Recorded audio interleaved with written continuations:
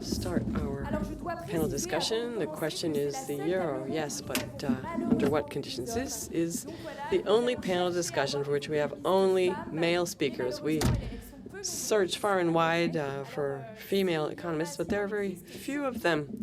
So if you know of any, please let us know so we can invite them the next time. So the euro, under what conditions? What are the weaknesses of the euro? Well, they've become extremely apparent during the economic and financial crisis. The single European currency was supposed to produce convergence between the different economies, whereas in fact it has led to greater and greater divergence. Given the situation, what can be done? Should we seek out solidarity mechanisms that will allow us to redress the imbalances between the different economies? Should we simply and purely withdraw from the euro, go back to our national currencies? Should we be considering an alternative economic and monetary architecture? These are the questions we will be addressing. Now, to answer those questions, we have a set of male panelists. We'll start with Jacques Généreux, who is an economist and a member of the Parti de Gauche, and his task will be to describe the Plan B that he intends to implement when he becomes Jean-Luc Mélenchon's finance minister to take on the European neoliberal order. Then Emiliano Brancaccio, I do hope I'm pronouncing your name properly, will be describing to us the set of several Plan Bs. There's a Schäuble Plan B. There's a Plan B that would involve going back to an alternative European monetary system. And these different Plans B represent the interests of the different social classes, which is something we must consider. Then Massimo Amato will be speaking. He's an Italian economist as well, and he has been thinking about the prospect of a monetary reform under the inspiration of Keynes, and he will be describing a reform of the euro from the top and from the bottom, both introducing complementary currencies at regional level. Then we will travel north and hear from Martin Höpner. You, Martin Höpner, will be telling us that it is naive to think that you can reform the euro with the help of Germany, because Germany will never agree to more inflation in Europe because its economy is an export economy.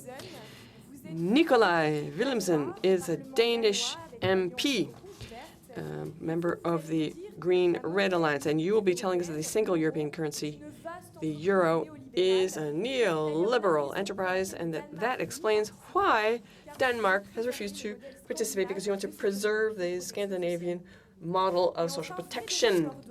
And our last speaker will be Frédéric Lordon, who will be stressing the importance of exiting the euro as part of our Plan B, an exit that you don't see as the last step, but the preliminary step to recover our lost popular sovereignty, and so as to conduct a truly a policy that is truly left-wing in its inspiration.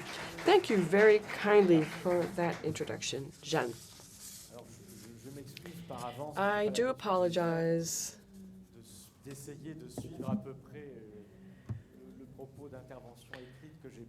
for the fact that although I have prepared a statement, I won't be reading my speech verbatim. I will be saying, respecting the spirit of what I've written, but not the letter. Now, just by way of an introduction, let me specify that the fact that I'm here is due to the fact that I'm an economist, but I'm also a political activist. And for our foreign friends' benefit and for their information, let me just inform you that I was a member of the Socialist Party in the past, and I was even a member of the National Council of the Socialist Party, and that in those days I led a campaign for a no to the European Constitutional Treaty in opposition to my party's position. I then left the Socialist Party and participated in the foundation of the Parti de Gauche with Jean-Luc Mélenchon and many other brothers and sisters. And as part of that work, when I was National Secretary on Economic Affairs as a member of the Parti de Gauche, I prepared a resolution regarding the euro, which was passed, and which still today serves as a foundation for the Parti de Gauche's position on the euro. Although, of course, it has been amended. This position has been amended because of the manner in which the crisis unfolded in the eurozone. I am no longer in leadership position at the Parti de Gauche.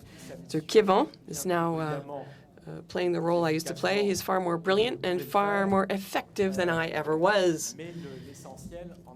The basis of the Parti de Gauche's position regarding the euro has been unchanging since it was founded. I am not the spokesperson of the Parti de Gauche here today. I have no power vested in me to speak for the Parti de Gauche, but I do hold with its positions and do express them.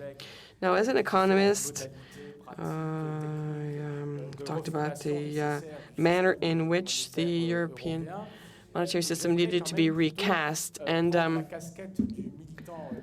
I'm going to wear my political activist hat this afternoon and avoid repeating much of what my colleagues will be explaining to you very clearly and brilliantly. So I'm not going to go into the ins and outs of the alternative models. There are people far better placed than I am to do so.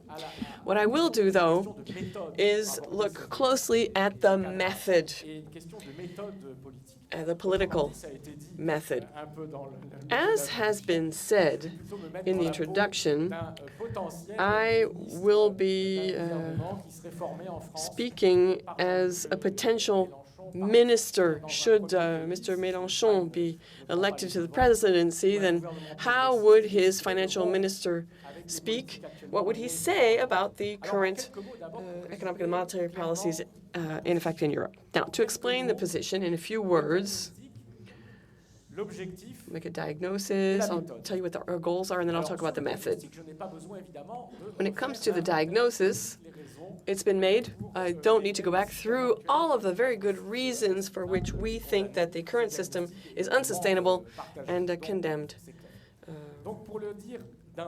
to fail, doomed to fail. Now, my position right from the start has been what you will be hearing, and I've been more and more radical in stating it. The question, in my view, is not so much a matter of whether or not we should exit the European monetary system as it stands today. The question in my mind is how we will exit this system. So let it be clearly stated once and for all. So the goal is to move to something different. But there's not just one plan regarding how we should do so. There will be different systems explained to you this afternoon. The ideal system is not necessarily one that we can set up overnight. And there will probably have to be intermediate stages, transitional stages required as we move to our system of choice. So the economic method is what Marx called the revolutionary change.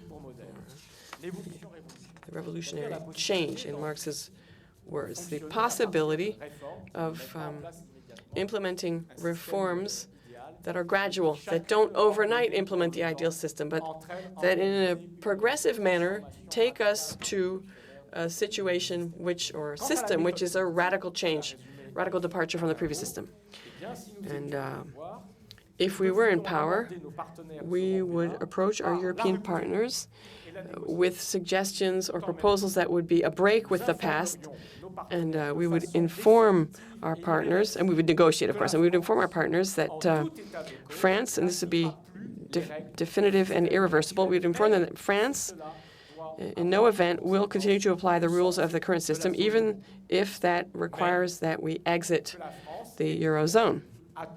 And we would also indicate that France is open to any negotiated solution, making it possible to recast the monetary system and recast the economic governance of the European Union. And we'd be open to doing so in any way that would make it possible to restore cooperation and solidarity between European states and restore to sovereign peoples the ability to choose the manner in which they want to direct budget and tax policies, make it possible to institute effective financial regulations, to oppose financial speculation and tax evasion, and reform the Articles of Incorporation of the Central Bank. So this is how we would approach our European partners. That would be our method. Now, a further word about the method, just to make things clearer, tell you how we would proceed. You have to distinguish between the good and bad methods of exiting the euro. There are good reasons to do so and not so good reasons or bad reasons. You have to distinguish between, in all of the problems that we face in Europe and our inability to contend with the crisis, you have to look at what is due to the single currency itself, the fact that there are no national currencies left, but rather a single European currency.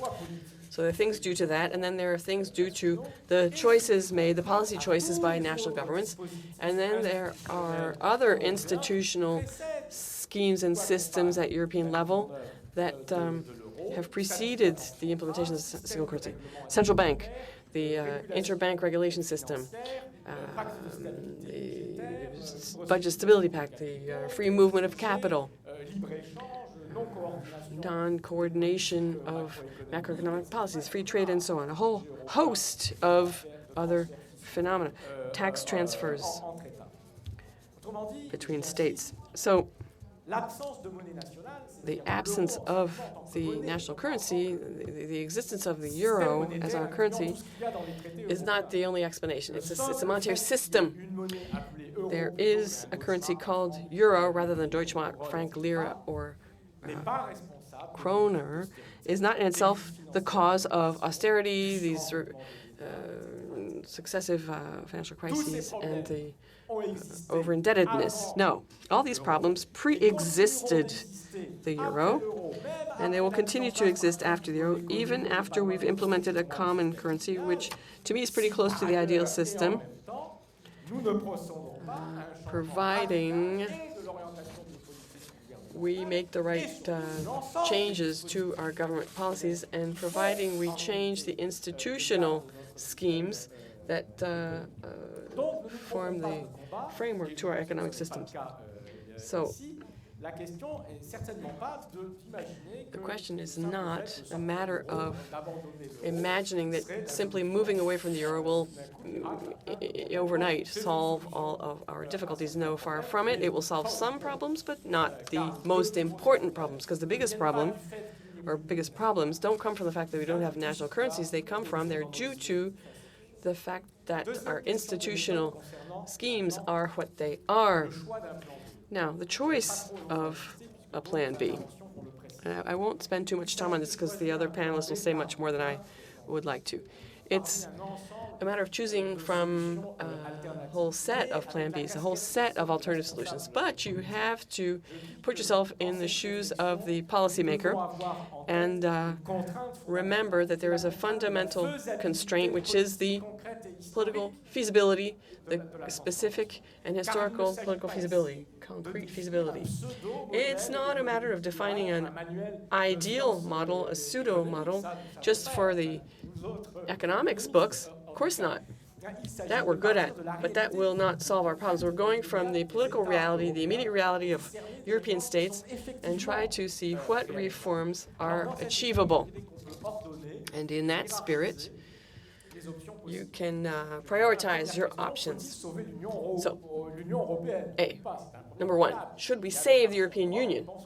Yes or no? Some parties in Europe think not. They think that the whole thing can be tossed out. That is not my position, nor is it the position of the Parti de Gauche.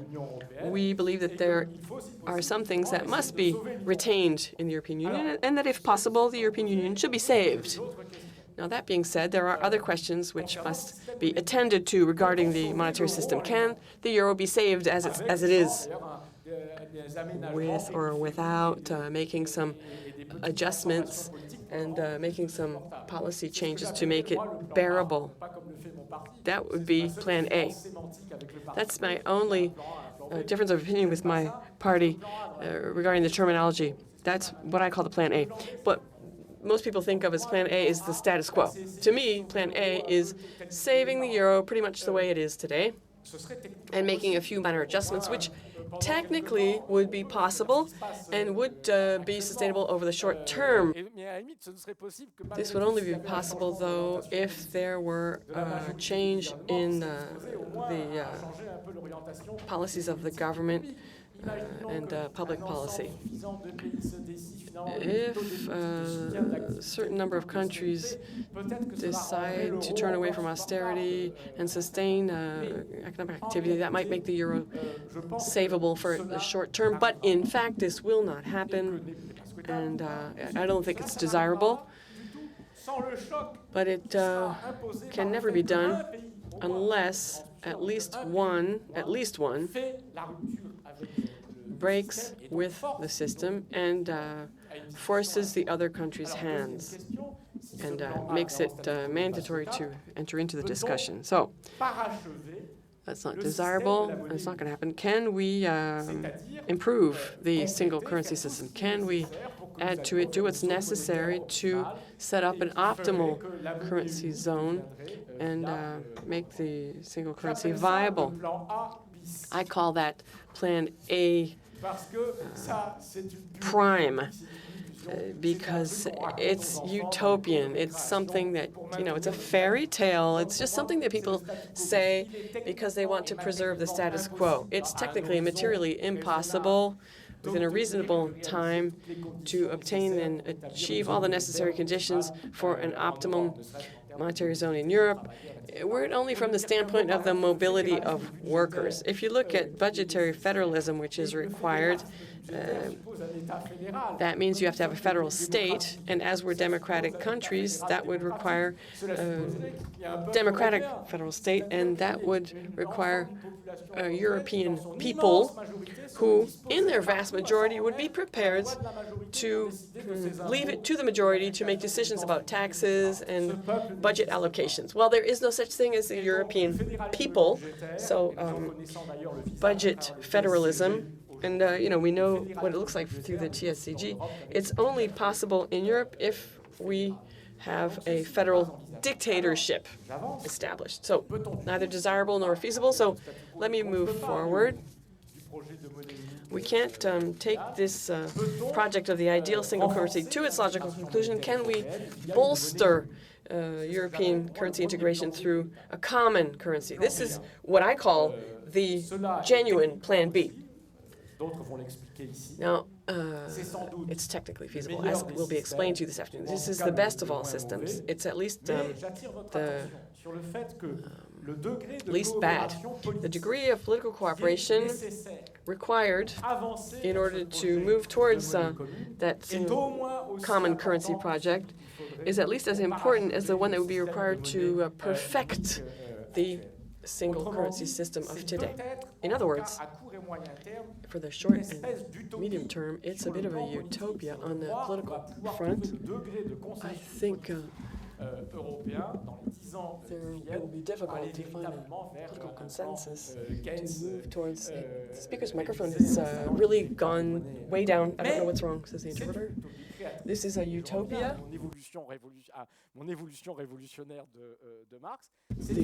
This is a utopia. It's a creative utopia because it's desirable and within reach.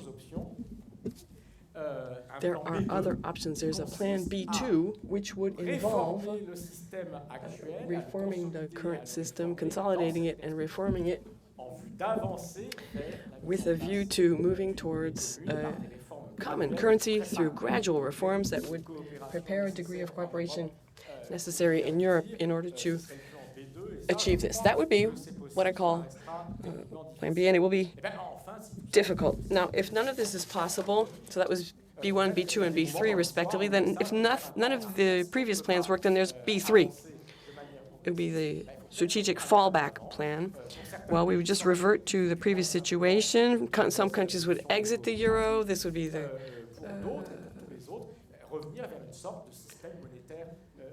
we would return to a European monetary system which would be taking us back to 92 and saying, why don't we just go back and start all over differently? Now, how would this work out for France? How would Plan B work out for France if we were in power? Well, for one thing, in the first days and weeks, what happens is that you have to take some immediate measures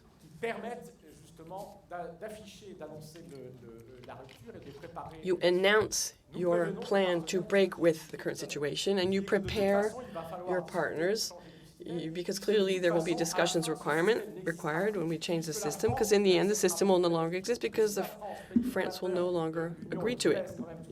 As a founding country of the European Union, which weighs rather heavily in the balance economically and financially, if France refuses to participate in the system, then it becomes non-viable. That system becomes non-viable.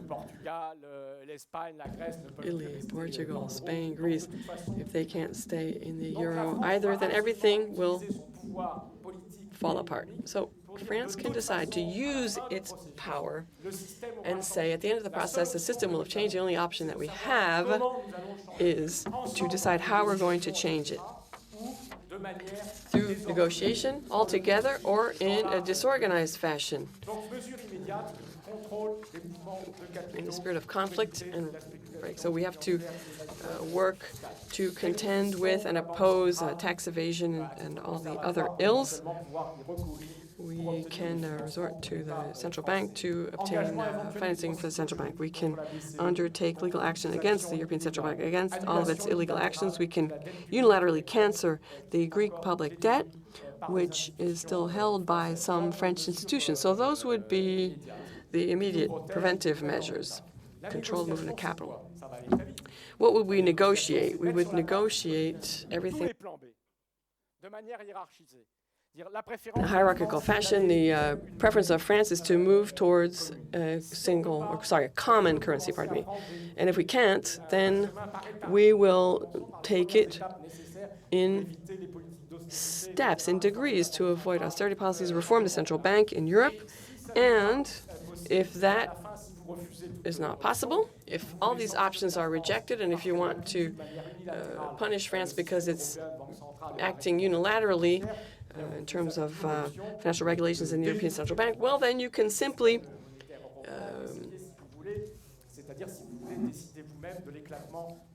expel France from the system, which will lead to the complete breakdown of the Eurozone.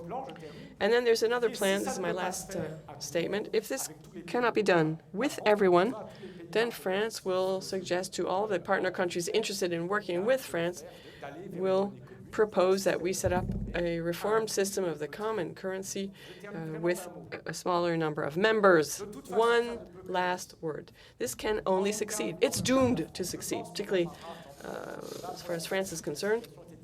In the case of Greece, the situation is different and more complicated. But there's also a plan B for Greece. Greece could have acted differently. But in the case of France, this can only succeed because the result of this process can only be that in the very worst case, France will recover its leeway, will be able to act with full sovereignty, and will drag in its wake a number of southern European countries who would rather be with France than with Germany in a common scheme. And in the best of all cases, the European partner countries will be given an ultimatum to which they will have to respond by either negotiating with France or expelling France, and this will lead to a recasting of the system, and that too would be a desirable outcome. Thank you very kindly, Jacques. We're now going to hear from Emiliano Brancaccio, who's an economist at the University of Stagno in Italy. Merci beaucoup pour l'invitation. Thank you very kindly for Je having voudrais parler invited me to speak. français. I Je ne will, would like to Italienne speak qui parle French, en but anglais I won't be pour able to. An communiquer Italian speaking avec les English to camarades communicate with français, c'est his terrible. French brothers and sisters. That's a Pardonnez-moi. terrible thing. I do apologize, Thank but you I have very no much choice. for your invitation. I am one of the promoters of the so-called Economist's Warning. The Economist's Warning is a letter signed by many influential members of the international academic community belonging to different schools of economic thought.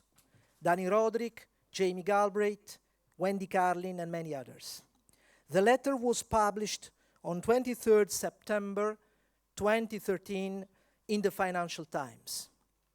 The underlying idea of the Economist's Warning is as follows.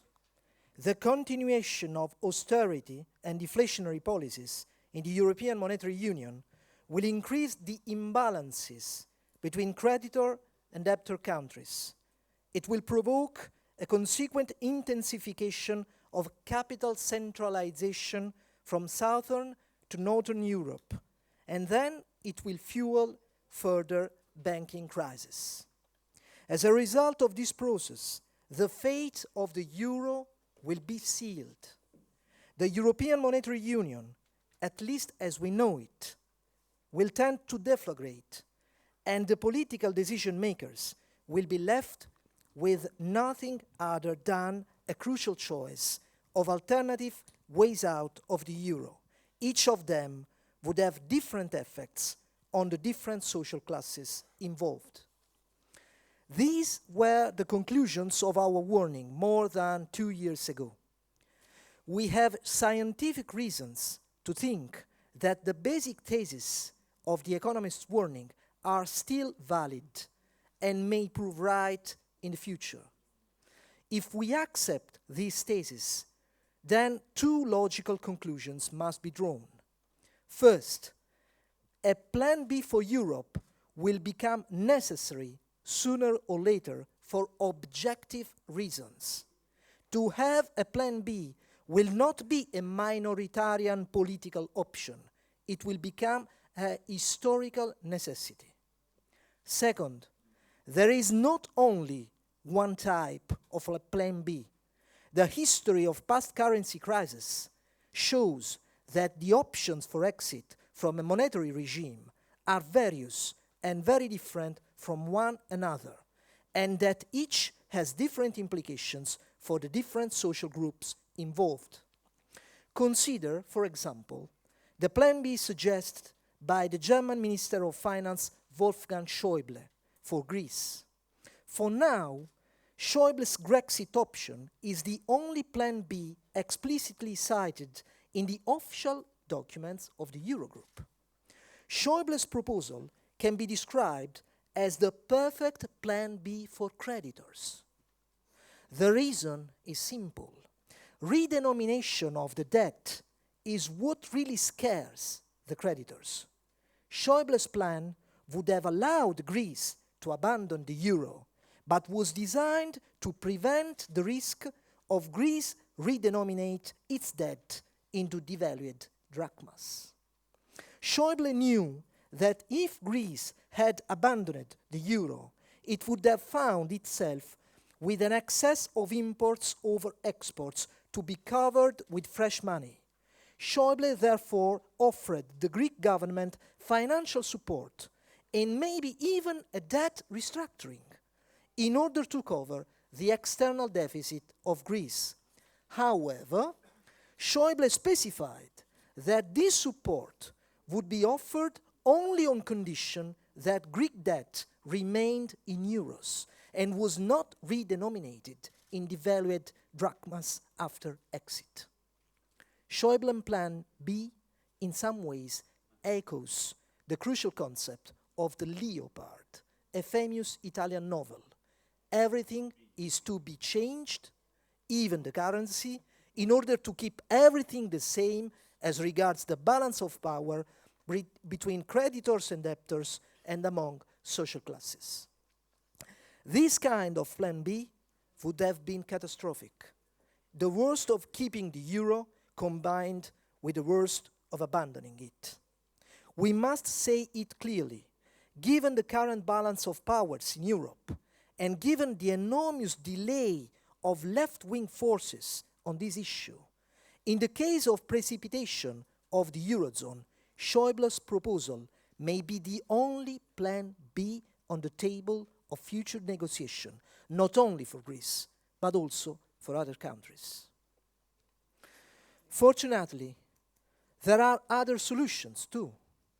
Consider, for example, the plan B that consists in the possibility of returning to a sort of European monetary system, that is the system based on adjustable exchange rates between national currencies that was in force substantially until 1992. This return to the old system has been put forward on various sides. Oscar Lafontaine, as you know, is one of its main advocates. One of the merits of Lafontaine's proposal, in my view, is the fact of making it clear that leaving exchange rates to the mercy of market forces would not be the best solution, not at all. In my opinion, however, Lafontaine's proposal is not sufficient by itself. It needs to be supplemented. The idea of a return to the old European monetary system can be seen as an initial hypothesis, but not as an endpoint of our discussion. The limitation of a return to the European monetary system lies in the fact that it overlooks a problem that has been broadly examined in the economic literature.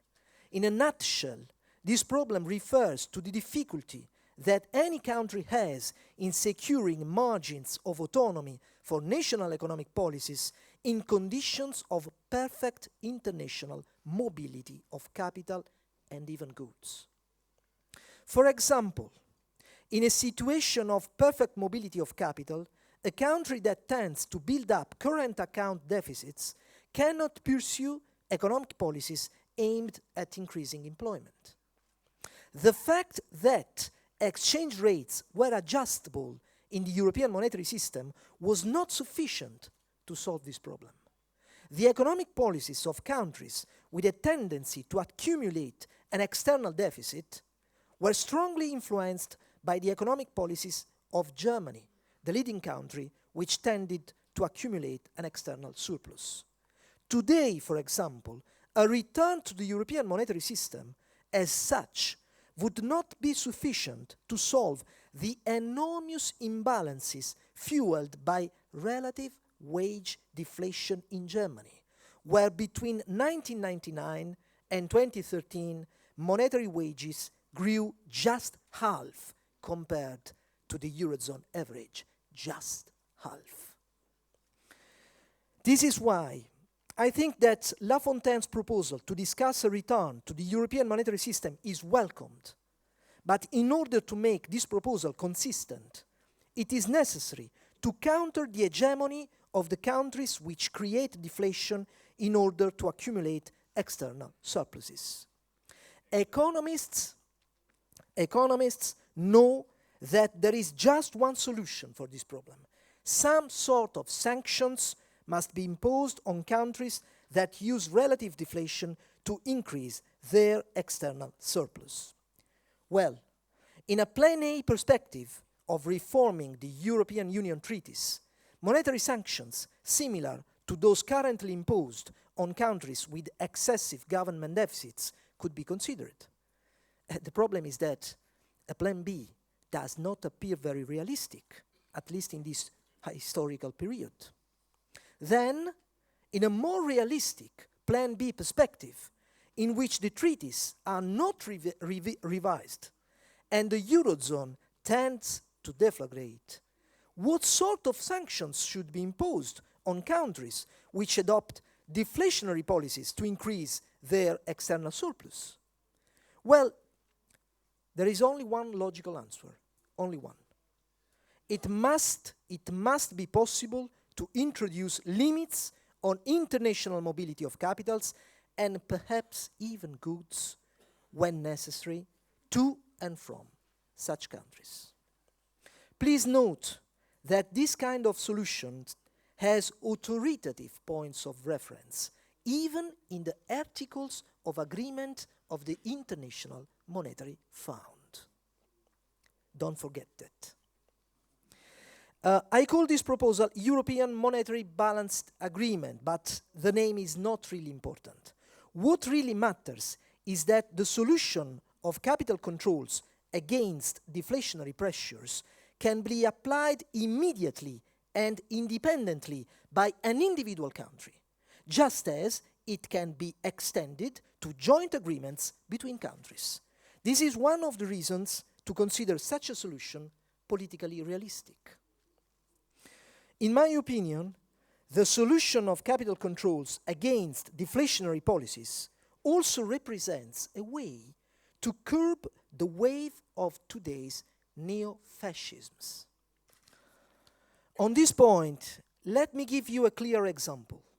While xenophobic nationalists are fighting for further controls over immigration, a renewed left should counter this black wave with an alternative call for controls over indiscriminate capital mobility to and from countries pursuing policies of deflation and downward wage competition. Right-wing forces gather consensus through an easy fight against immigration. It is time to propose a rational and progressive alternative. Instead of stopping the movements of persons, we need to stop indiscriminate deflationary international movements of capital. In conclusion, now is time to overcome a misunderstanding which may find its origins in naive interpretations of labor internationalism. We must clarify to ourselves that supporting progressive labor internationalism does not mean accepting indiscriminate capitalist globalization. It requires rather a continuous organization of social struggles for a balanced and peaceful development of economic relations among nations. In this respect, the proposal of La Fontaine and others of a return to a sort of European monetary system is welcomed. But if we really intend to suggest a consistent plan B for Europe, then we must speak clearly. We have to question not only the single European currency, but also the most extreme features of the single European market, starting from indiscriminate capital mobility to and from deflationary countries. Capitalist globalization has not ended, but is going through a historical crisis. The right-wing parties have been noticing this trend and exploited it to their advantage. Left-wing forces should close their delay by providing original, internationalist, and critical proposals for the current complex historical phase. A return to a sort of European monetary system with capital controls against deflationary policies could be a consistent and rational option in the interest of workers and of peace in Europe and in the rest of the world. Thank you.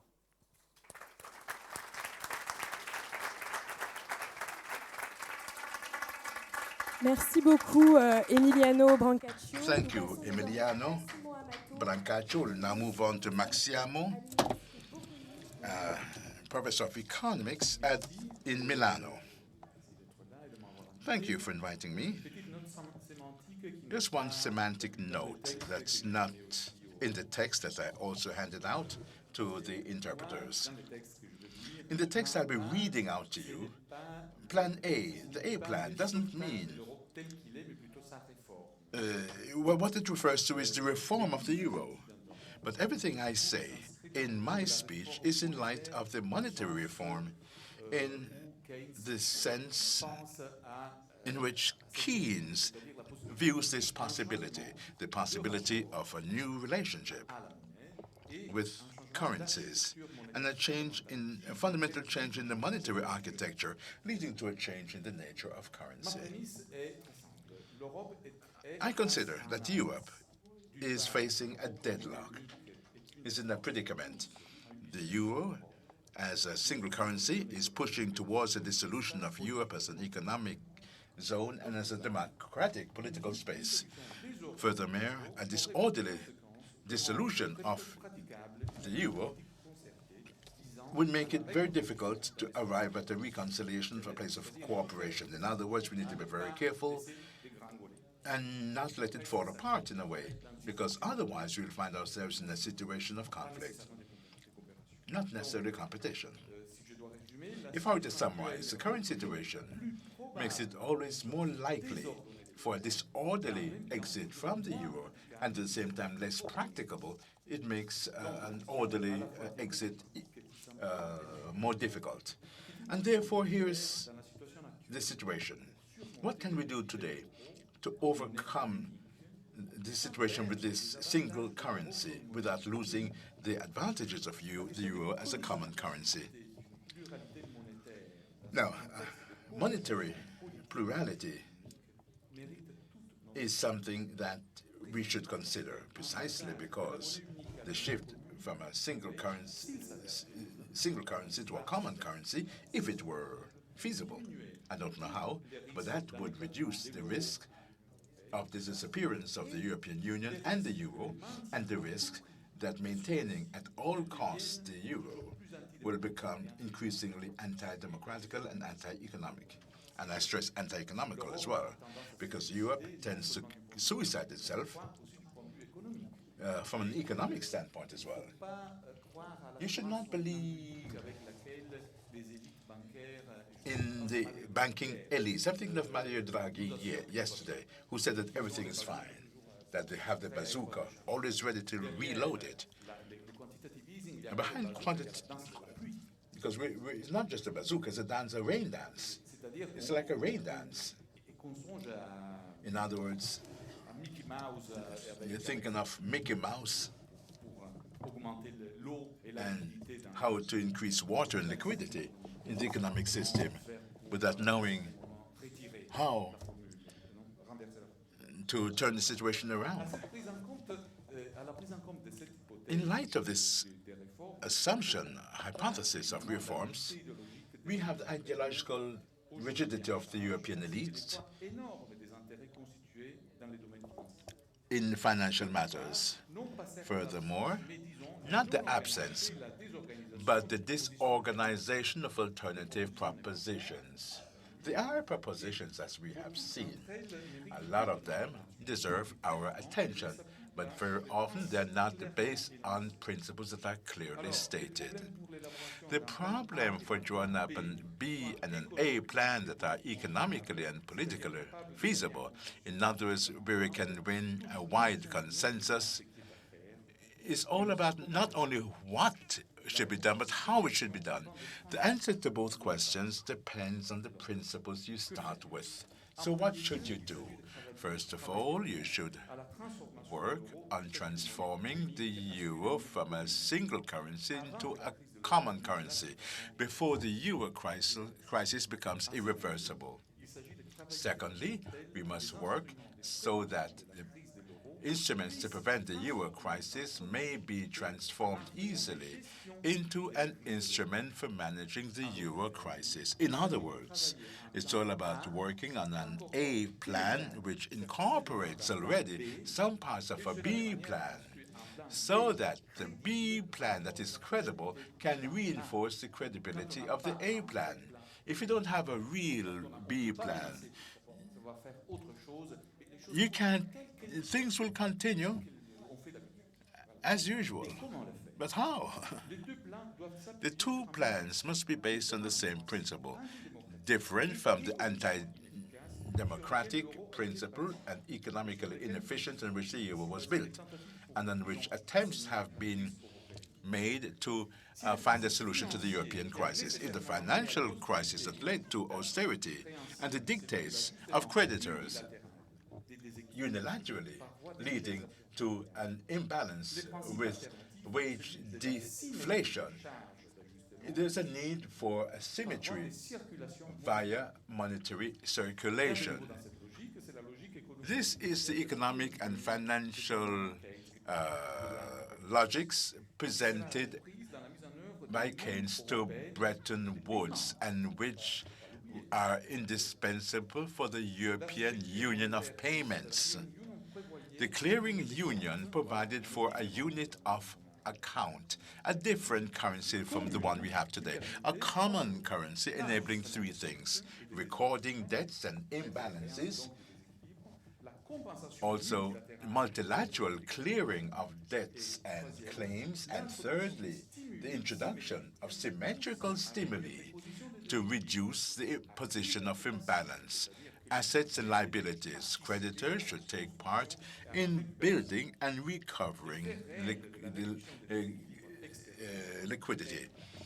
An external imbalance is due to the pressures on national economies. If you have an imbalance, you are less free to think of national policies of degrowth, as we call it, and not to speak of the financial markets, which exist as long as there is a trade deficit.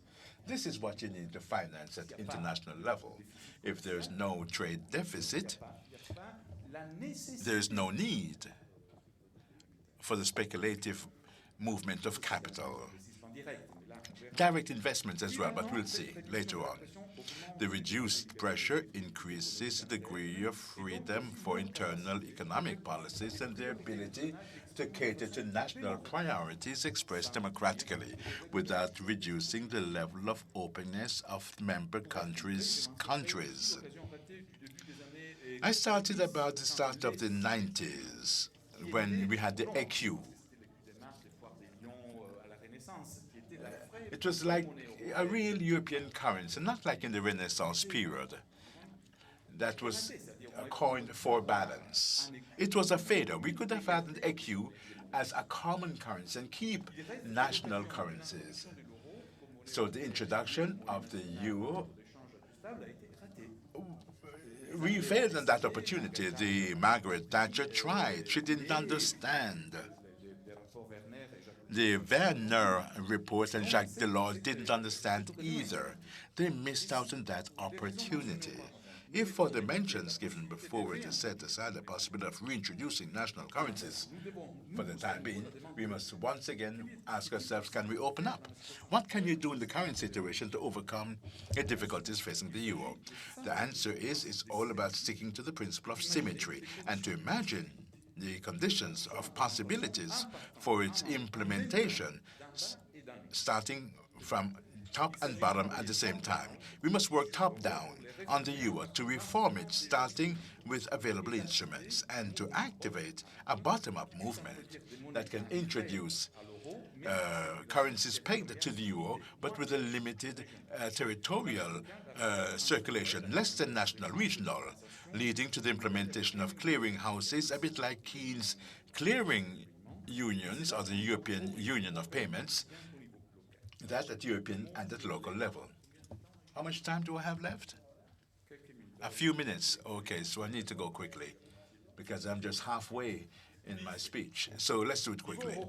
So the European level, the target 2 project, we know there's a European clearinghouse in charge of recording cross-border movements for payments in euro.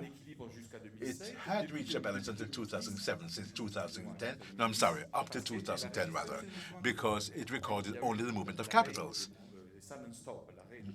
When you had a stand and stop in 2010, the European Central Bank let target 2 balances increase so as to absorb imbalances that could have led to the fall of the euro. So we have a clearinghouse that doesn't do its job of clearing. So what can you do then? A symmetrical burden. Debtor countries already pay interest in euro on their positions in target 2, paid by the European Central Bank to the Minister of Treasure of the creditor countries. You can imagine a negative credit position and asset positions.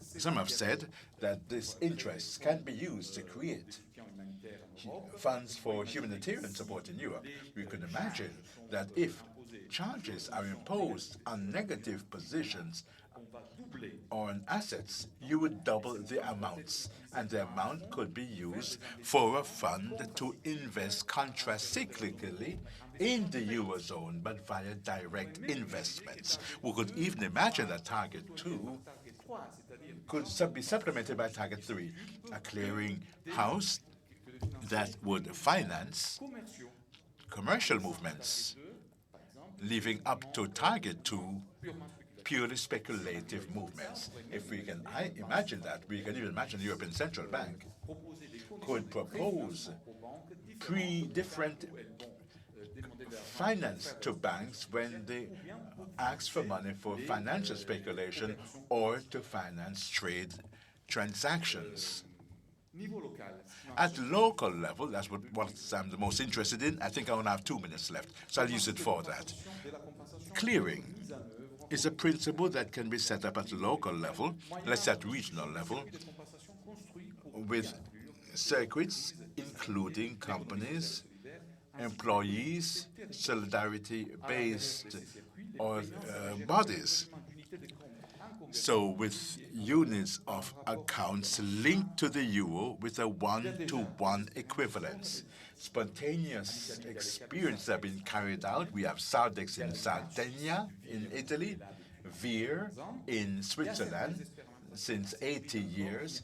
A few timid experiments as well elsewhere. They have already acquired know-how, which is an institutional capital that we should be able to use in light of a cooperative reconstruction of European integration. The first efforts have been made with laws seeking to promote complementary currencies in some territories, in line with the applicable banking regulations. There's a European bill that I took part in and that will be debated before the Italian Parliament. There is an article by the French law on the social and solidarity-based economy that goes in that direction. Let me accelerate. Let me see. What more could I tell you? Well, here it is. With the credit crunch, it's not just a matter of creating liquidity without knowing why, but the liquidity that you create is not irrigating the real economy. So we can imagine systems to grant credit that can be local and really linked to the real economy. Regional complementary currencies via clearing houses could help to introduce a new, more direct channel for financing small and medium-sized businesses as a non-inflation instrument to support the local economy. Let me conclude. I'm concluding. Yes. Now, what more can I say? Let's see. I really read out what I have to conclude. From top down and bottom up, with the principle of compensation, clearing, it may not be a panacea, but it could help to reduce the weight of external constraints on internal public policies. That top-down and bottom-up action would have the advantage of making it less necessary to reintroduce national currencies and would make it possible to have fiscal redistribution policies that can be far more expansive. But above all, Europe at every level and in the spirit of well-understood subsidiarity could launch out into financial innovation which for once would not contradict the non-negotiable demands of democracy.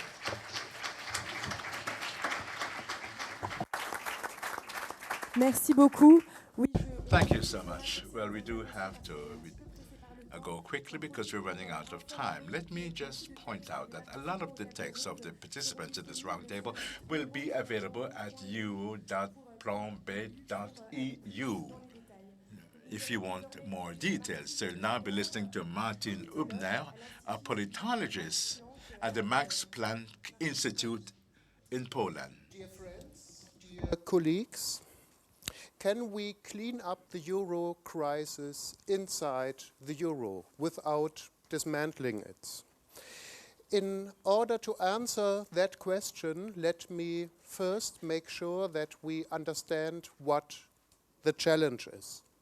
What we call the euro crisis is actually a complex conglomerate of at least 3 different crisis symptoms. The crisis is first a public and private debt crisis, no doubt about that. And almost by definition, wherever you have a debt crisis, you also face a banking crisis. Yeah? For example, we have Lucio Baccaro sitting here, who has interesting figures on how Italy is at the verge of a banking crisis now. From the point of view of the southern crisis states, the euro crisis is secondly a stagnation and contraction crisis. If these were the only crisis symptoms, we could provide a straightforward answer. We would simply ask for Keynesian demand management. Let us guarantee the debt of those indebted and at the same time transfer money in order to induce demand-driven growth. Yeah? Of course, this would not imply that anyone would listen to us. I mean, when did the political and economic elites ever listen to people like us? But at least the structure of our demands would be straightforward. But things become much more complicated once we assume that the crisis is thirdly also a real exchange rate crisis. A monetary union only makes sense if their members manage to synchronize their wage and price inflations. Such synchronization did not happen in the Eurozone. We all know prices and wages were overshooting in the south, while starting directly in 1999, Germany was conducting at least a decade of wage and price restraint.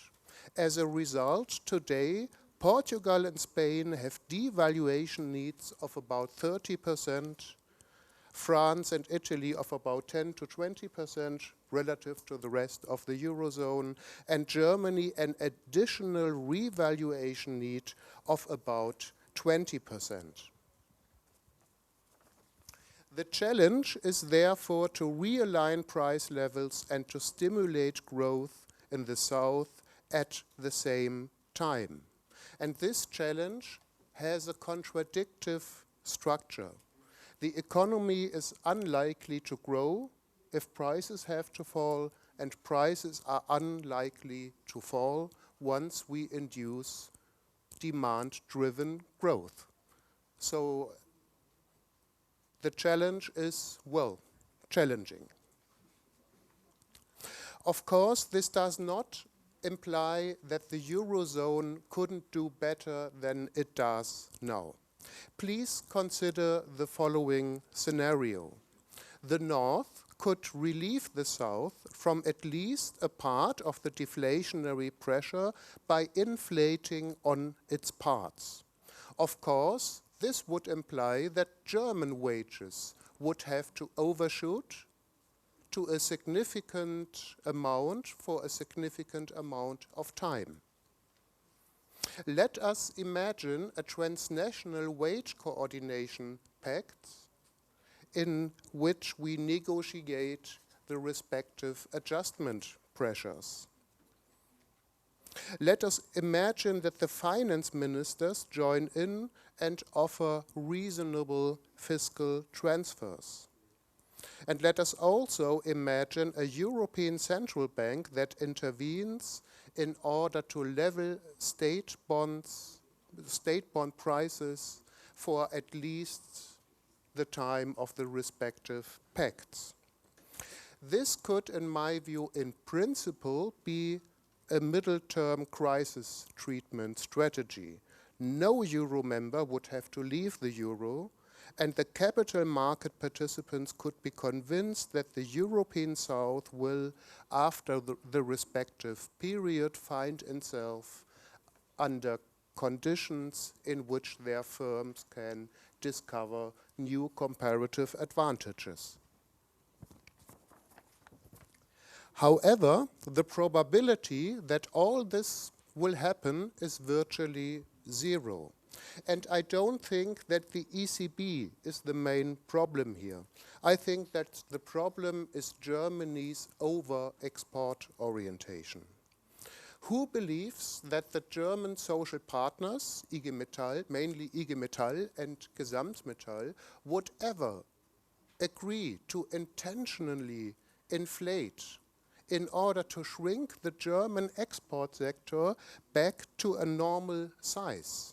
Yeah, this will not happen.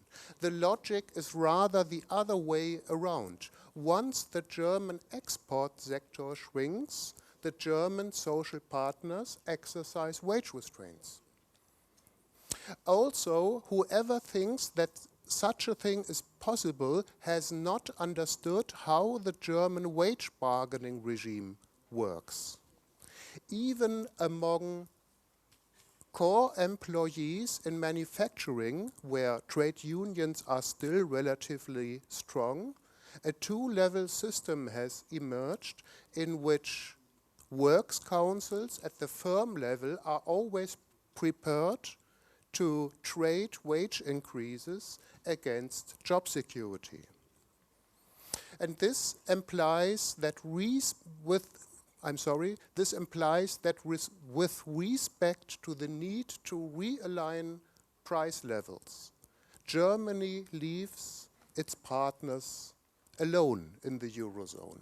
I'm very sorry to say so. I'm ashamed to say so because I'm a German myself, as you can easily detect from my stupid accents. Yeah. But I have to tell you the truth. It is like it is. The so-called institutions have demonstrated that it is in principle possible to break the so-called downward stickiness of wages and to impose harsh interventions that bring nominal unit labor costs down. This is the so-called internal devaluation strategy. It's the only thing that's left if Germany doesn't help by inflating on its part, and if we keep confusing our dedication to European integration with a dedication for the euro. But all that we have seen after around 6 years of such a kind of policy is deindustrialization, loss of democratic quality, and above all, massive social deprivation of peoples. And friends, we just can't let that happen anymore. Therefore, I strongly believe that Europe would be better off without the euro. The alternative, in my view, is clear. We need a system that protects the exchange rates of the national currencies against erratic financial markets, but that also allows for nominal de- and revaluation if inflation synchronization does not occur. We had such a system between 1979 and 1998, the European Monetary System, EMS. No one liked it, especially not in this country here, France. No one liked it. Every EMS member had excellent reasons to dislike it. Devaluations were just as unpopular as revaluations, Yeah, so it was not a perfect system, not at all. But compared to the absolute disaster that the euro has created, yeah, and with respect to its to the ability of the system to limit transnational economic imbalances, the EMS was an incredibly successful system. Yeah, so wir waren schon mal weiter, as I would say in German. Do you want me to stop? Okay, okay. And I mean, of course, we have no reason to precisely copy what we had between 1979 and 1998. So Emiliano's brilliant intervention is absolutely right. Let us think what we have to add to the old EMS model. And if I may ask you, Emiliano, the only thing I was wondering about, isn't your proposal a bit, don't know, complicated? Why not simply impose revaluations on those who deflate relative to their neighbors? Yeah, I mean, that's precisely the good thing about the EMS, that we will be able to do that. Yeah, and I think that, well, countries that conduct mercantilist economic policies will then soon learn that it just doesn't make sense.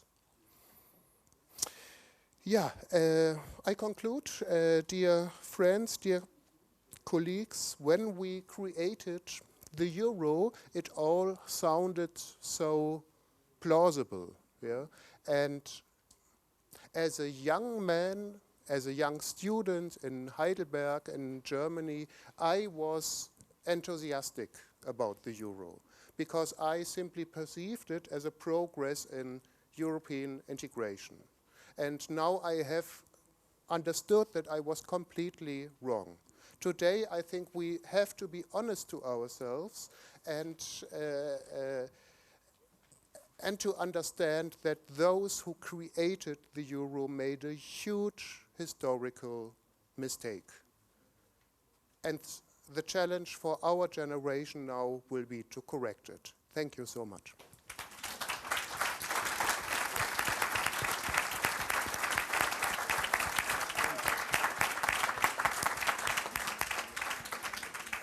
Merci beaucoup, Martin Höpner. Thank you very much, Martin Höpner. We're now going to hear Nikolaj Villumsen, who's MP of the Red-Green Alliance. Thank you for inviting me to this very important meeting. I think it's most crucial that we on the left and progressive forces in Europe has this debate. So I am, of course, very delighted to be here. My name is Nikolaj Villumsen. I'm a member of the Danish Parliament. I'm elected for the Red-Green Alliance. I also have the honor to be the vice chair in the European Left Group in the Council of Europe. I'm not representing that group today, but I think it's important because the Council of Europe is, as you know it, not the European Union.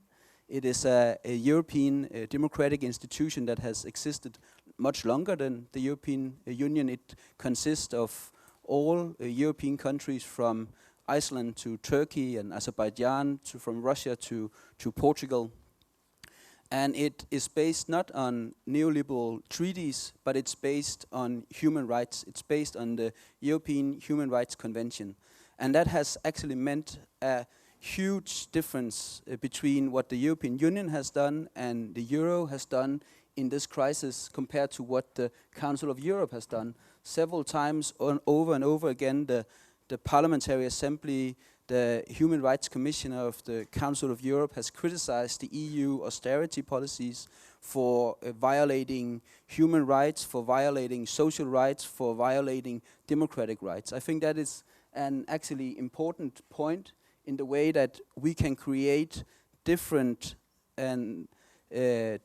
European corporations or ways to cooperate, and these can be based on human rights, these can be based on liberalism, and I think that's important to have in mind when we discuss today what kind of European cooperation do we want. which kind of Europe do we want. I think it's relevant also to say a few words about my party. My party is the Red-Green Alliance. We are the fourth biggest party in Denmark. We are the biggest party on the left in Denmark. Denmark is perhaps also an interesting point, as for you to know, that the Danish people in '92 voted no to the Maastricht Treaty. There was a referendum in Denmark. The Danish people voted no. After that, we got an opt-out on the euro. The political elite in Denmark tried to get rid of this opt-out in 2000. There was a new referendum. Then again, the Danes voted no to joining the euro. And on the left, this was huge victories for us. We campaigned against the Maastricht because we thought it was a neoliberal project. We campaigned against the euro because we said the euro takes no account of unemployment rate. It takes no social responsibility. And I think the crisis very clearly shows that we were right, and and that the euro project is a neoliberal project that has imposed austerity. So as a party, the Red-Green Alliance reject the economic monetary union, as we see it as a totally opposite project of our vision. We want a socialist, we want a democratic, and we want an internationalist agenda. And this agenda is totally opposite of the euro. We believe that the euro implies a right wing, but also a euro-centric monetary strategy that aims at becoming the dominant global reserve currency, and this is done on the expense of ordinary people and the welfare of ordinary people. Due to this, we of course support progressive parties, socialist and progressive movements in the member states outside of the Eurozone who are against introducing the euro. We also support the creation of an exit plan for member states of the euro that wish to leave the common currency, and we believe that an exit plan will help to safeguard a disorderly euro exit and the blackmail of the Eurogroup that we have seen against the Greek people and also the Greek government last summer. I think it's very clear that the euro and the economic and monetary union is a clearly neoliberal austerity project. Just take for one the golden rule in the so-called Treaty on Stability, Coordination and Governance. And as a second, take the so-called debt break in the Stability and Growth Pact. These, you can say, is tools that shift that shift the focus from wages to profit, that shift the focus from public to private.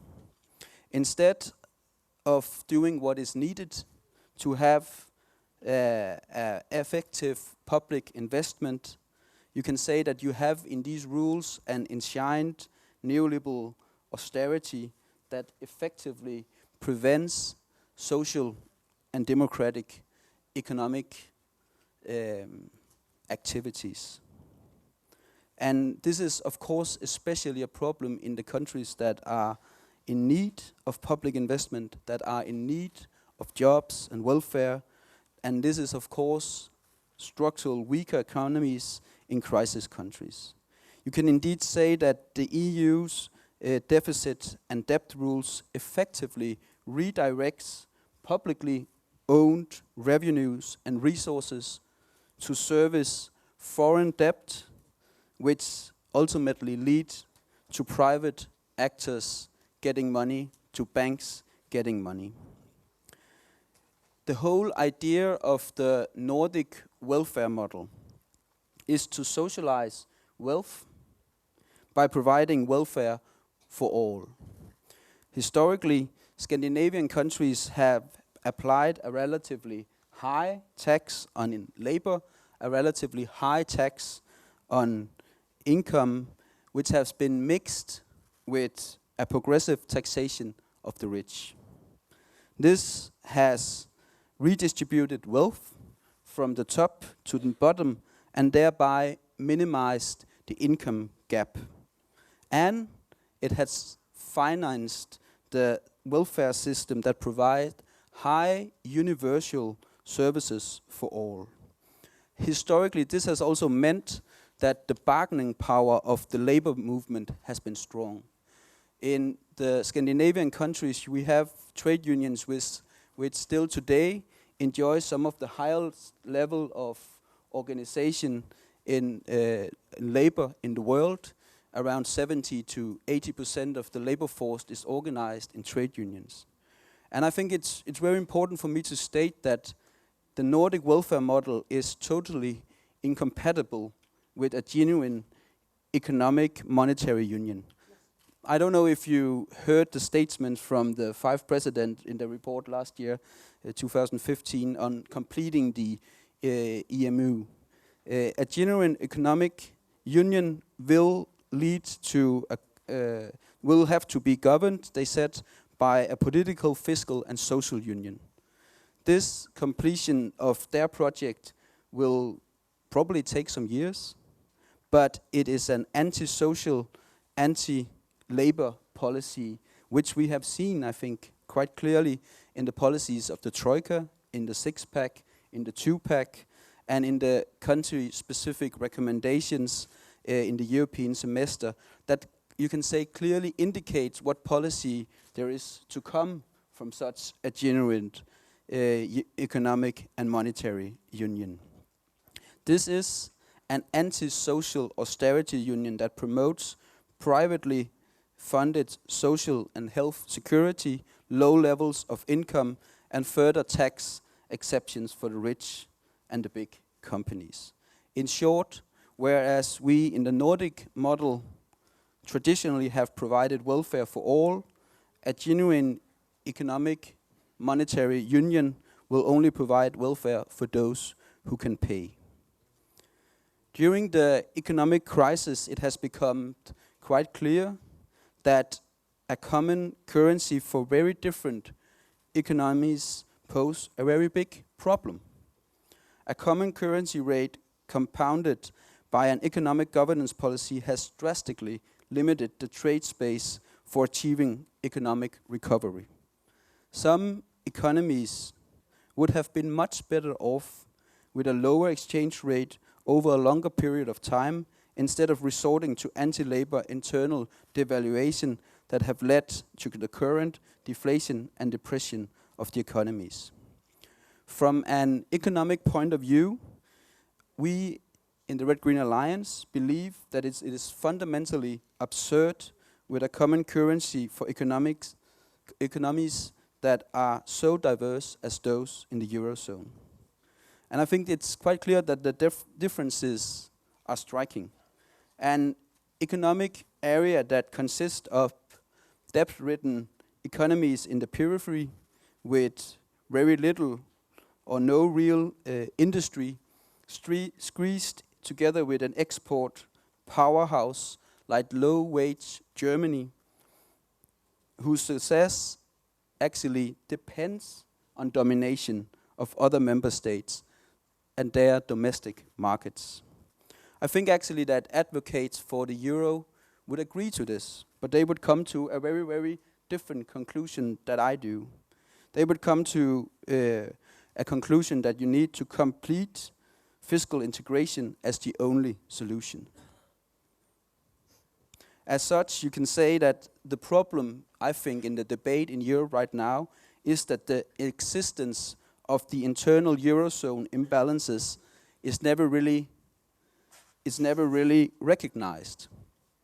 If you just look at the French economy, it has for years been squeezed by European economic integration, and those suffer a decade-long current account deficit. This problem matters not at all to the Eurogroup.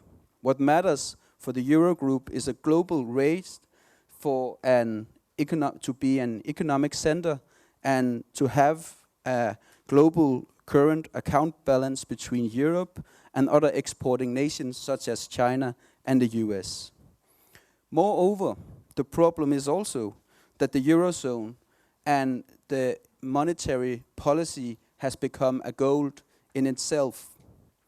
We in the Red Green Alliance and I myself believe that monetary policy should serve and thereby also be adjusted to the current situation on the different real economies.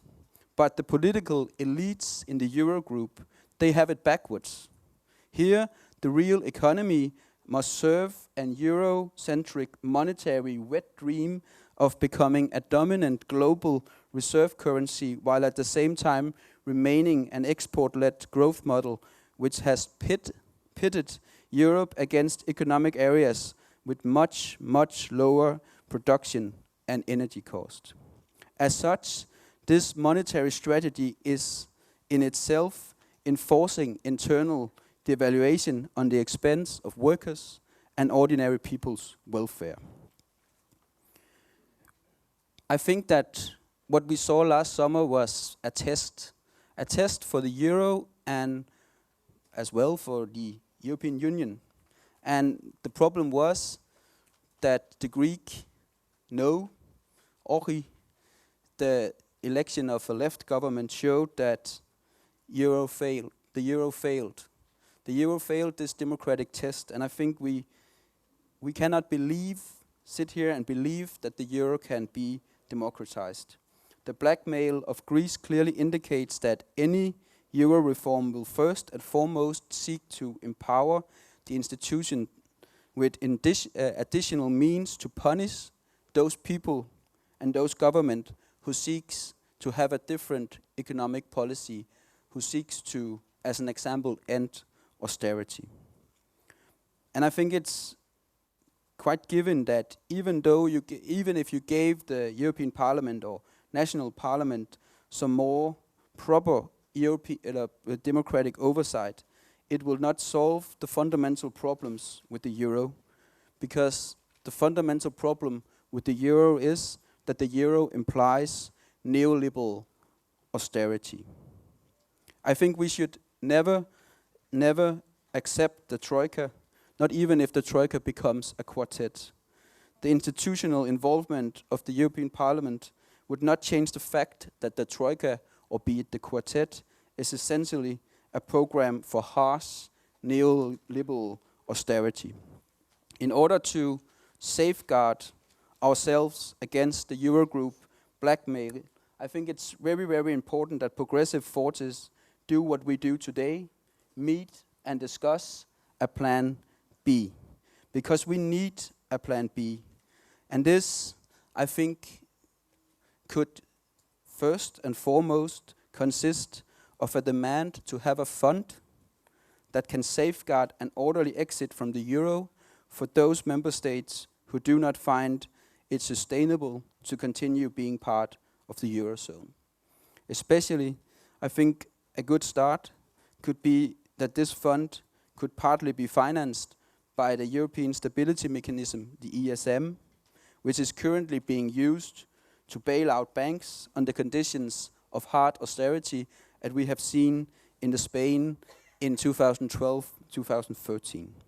To finalize and to sum up, I would just say that I think and I believe that a modern socialist, democratic, internationalist project need to oppose the euro construction. Be it from the inside as a eurozone member country, be it from the outside as a non-euro country, I think it's crucial that we on the left oppose this neoliberal project. Thank you.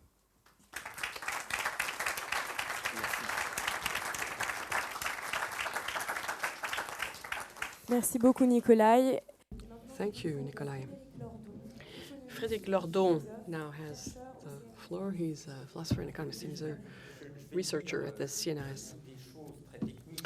I'm going to be neither technical nor will I be particularly original. I'm not going to sketch out an alternative monetary architecture. I will stress, though, the main challenges that we have to face when we sketch out a plan B. There are some departures from logic which are more than intellectual mistakes. They are political crimes. People are launching an attack on our hope. The euro cancels out all hope, it is said, and if you remove the euro, then all hope will spring afresh. Well, that's a mistake. There is bureaucratic tyranny, which makes it impossible to arrive at a compromise. This is a criticism that has been leveled at Europe for a long time. But a left-wing government in Greece has been unable to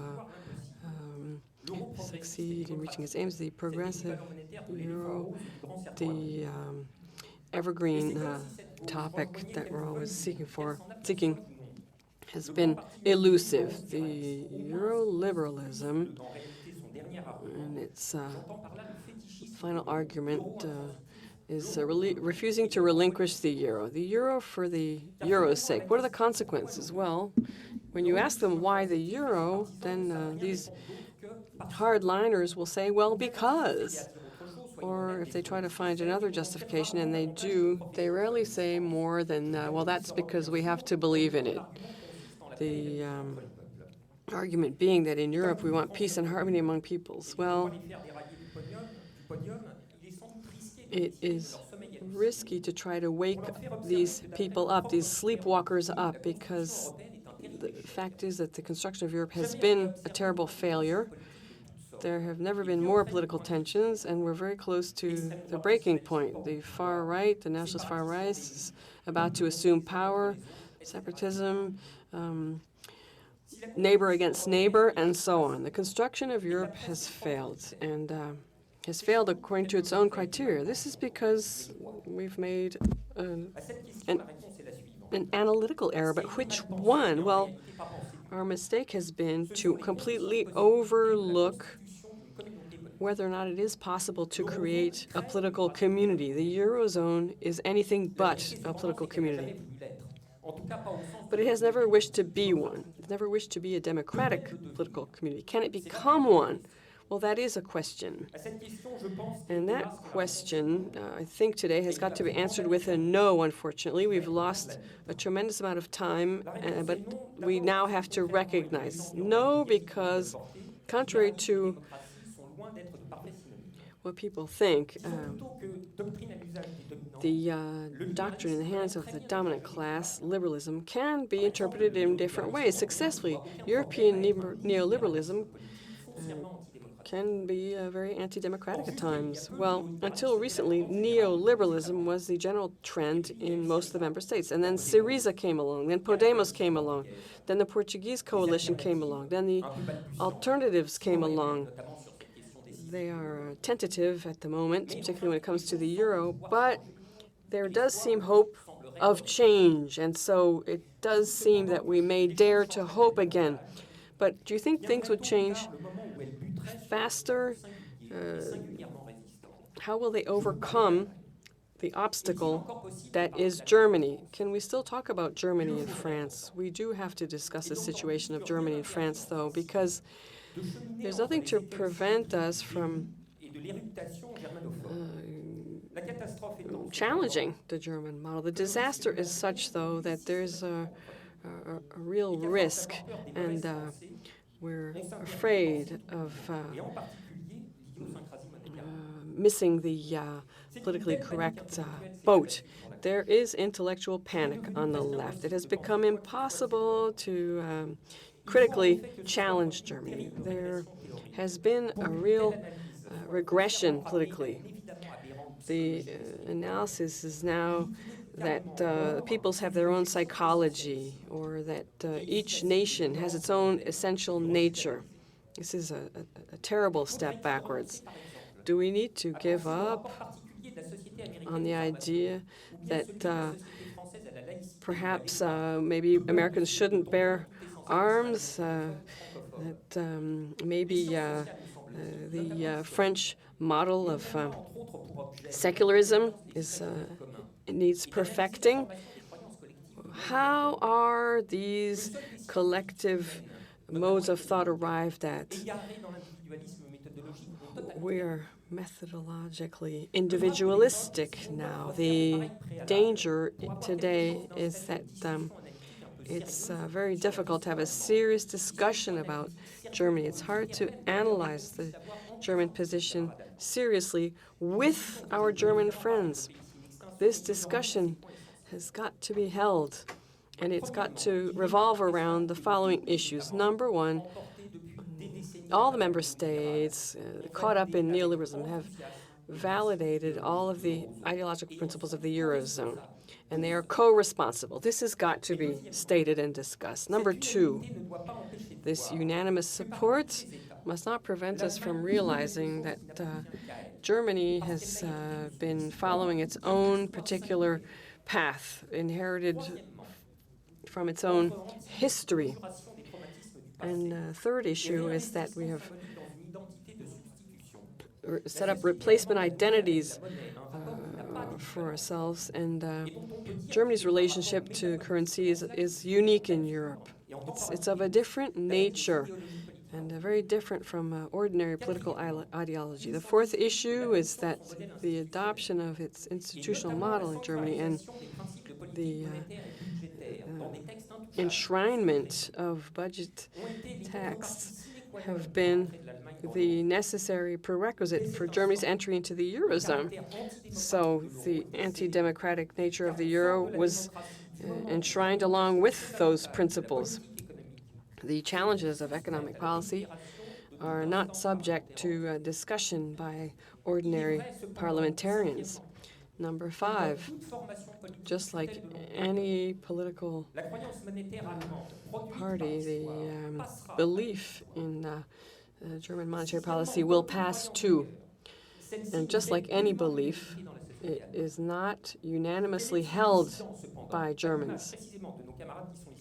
And our brothers and sisters here can testify to that. But for the moment, its roots lie very deep. So we need to revisit these monetary practices. Germans are fond of making payments in cash. Only half as many people in the US make payments in cash as they do in Germany. And in Germany, you don't use your credit card with gay abandon. I say this because it's not just a matter of the German elites or the German capitalist class being attached to the euro. There are other factors at work. And then another question. Center of gravity of German society regarding the monetary question. Well, how much hope is there that that center of gravity will shift? How far will it shift? How quickly will it shift? I think this will be a long-term process. The fact is that there are people in Europe who cannot afford to wait, so that all these elements can be summed up as follows. In Europe, we have the problem of neoliberalism, and this problem has got a specific complication, which is the ordo-liberal complication, the German ordo-liberal complication. This is the idiosyncrasy of the German position, and I mean that we have got to tackle this. We have got to consider how to go from plan A to our goal, and as we consider that path, I think the German complication will be the ultimate shoal on which we will founder, because if we were lucky enough to see the fruition of this project, well, Germany would leave. Germany would want to exit, and not alone. And this is something that we overlook. This is our blind spot. The Jerksit. The project would fail just as it was about to succeed, and because it was about to succeed. So this is what dooms the whole process from the outset. There's probability that it will never get off the ground. And this deadlock, which is more than pitting the left against the opposing forces, we need to have enough truly left-wing governments to have a prayer of succeeding. How long did it take for a genuine left alternative to shape up in Greece? Think of that. And the alignment of planets, I'm calling for would take a long time to arrive. One of the mistakes that we make in our imaginary internationalism, one of the errors we make is that we await the synchronicity of the continental uprising. We are still treading water, and unfortunately the euro is here to stay for a long time yet. Il y a une et une seule conclusion à tirer de tout cela. There's only one conclusion. The conclusion is real internationalism. Real internationalism is not just looking out and waiting for the enemy to arrive. You have to work on breaking with the past. You have to work on exiting, and you have to make sure that the first people to leave, or the first country to leave, is in a position to do so. Genuine internationalism is doing away with this error where we've forgotten that the connection between people is more than just the free movement of capital, people, and merchandise. There are other connections between people: scientific, artistic, cultural, technology, industry. Many other such connections can be established. True internationalism is refusing to be intimidated by the nationalist far right, refusing to be intimidated by the Euro-liberal bloc. The extreme right is scary, but it's very convenient because it makes it possible to criticize anybody who's trying to escape from the prison, criticize them for being nationalistic and reactionary. So the left really has to stand up and refuse this kind of intellectual intimidation. The left is afraid of its aging electorate. It's worried about the growing collusion with capital. The French FN would not necessarily take the steps that it claims it would. So the left has allowed itself to be stripped of all the weapons it had. And what types of alternatives are we looking at? The only one that could really make a radical difference, one that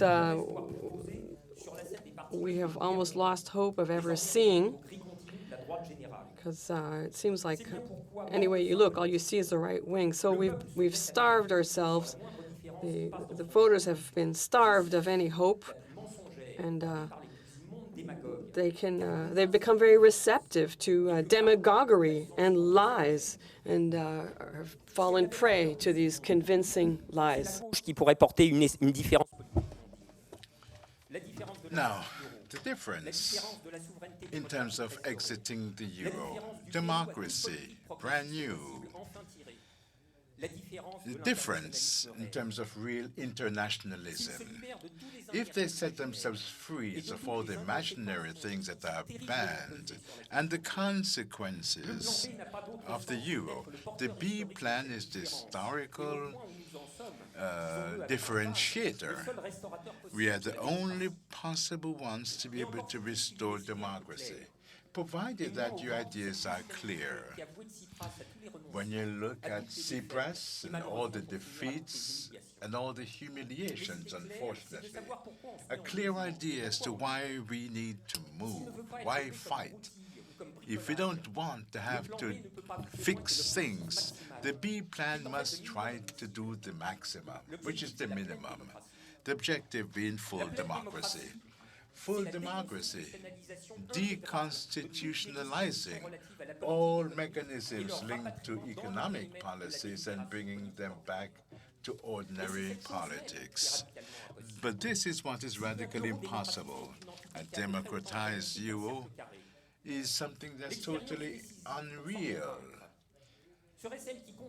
Just think of asking German electors if they accept the status of the central bank, the nature of its mandate, its emissions, or the level of debt and deficits, which may or may not be cancelled, if that could all be voted upon by European Parliament, an ordinary parliament, and the risk that there would be Germany would then be a minority. That would be a democracy.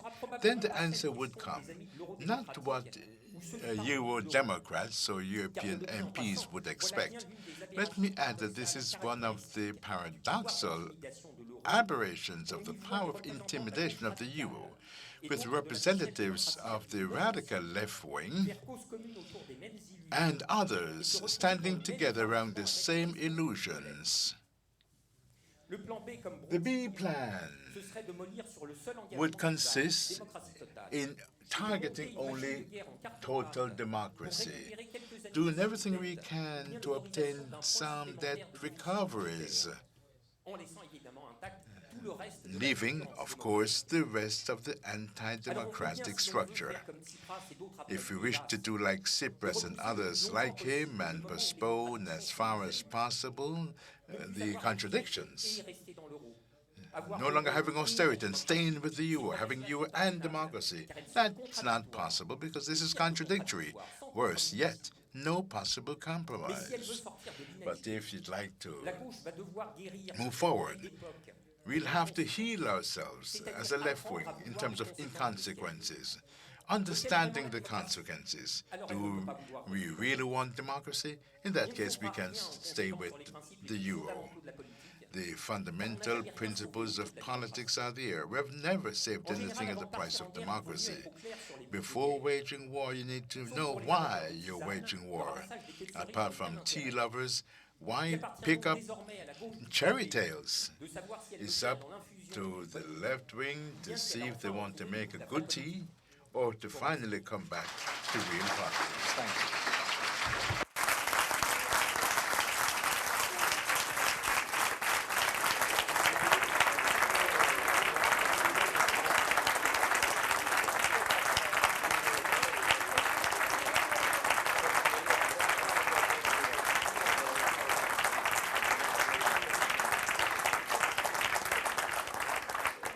Merci beaucoup, Frédéric Lordon. Thank you so much, Frédéric Lordon.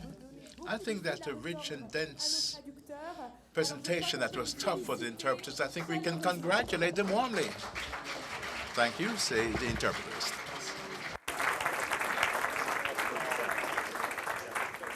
Donc on va désormais pouvoir passer à... And now we can move on to a Q&A session. First, I'll be taking questions in Spanish. Are there any questions in Spanish? Otherwise, we'll move on to questions in English. Are there any questions in English? Well, in that case, we'll start with questions in French. Who'd like to take the floor? Please introduce yourself before you speak.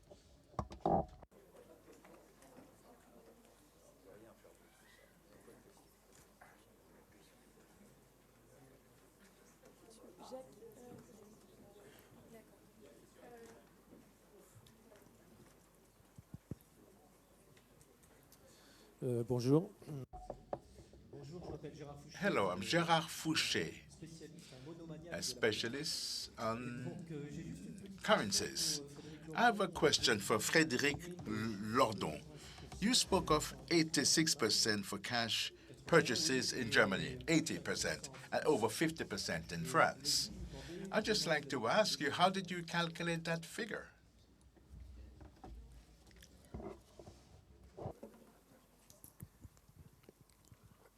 Je n'ai rien calculé et comme... I didn't calculate the thing. I read it in the statistics delivered by the Bank of France. Another question. You need to use the microphone. Donc la question demandait de... So the question, specify the items on the balance sheet. We don't have the details. Okay, do you have another question? Susan George.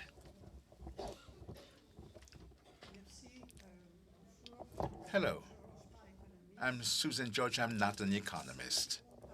Those who spoke, the speakers, who spoke of exiting the EU in an orderly fashion, I would like that to be clarified. Because if we do not master beforehand the power of financial markets, it seems to me to be an oxymoron maybe. But can we do something orderly when we know that immediately, not only the country that would like to exit, but it would be attacked by all the forces, the mights of finance, but all the other countries in the EU as well. So how can we avoid such chaos? I think that Jacques would like to answer that. Well, the other colleagues too. Well, Suzanne, in a nutshell, it's self-evident, as I said before, the first steps that any government would take if they wanted to change things before attacking the EU or even would consist in, first of all, not caring about infringing the European Treaty and applying laws and decrees or in a state of emergency to control the movement of capital. Furthermore, having an emergency law informing all banks or clever people who'd like to start to dissimulate fraudulently so as to carry out unlawful transactions that their goods could be confiscated. So, the first thing to be done for states that would like to embark on the road towards change is not in 2 weeks, but the day they come into power, they should take control of capital movements. Speculators would have to calm down, they would be warned, and then you can exit. An orderly exit, that means that several countries, instead of suddenly taking a decision to exit because they can't negotiate anything, well, that's okay.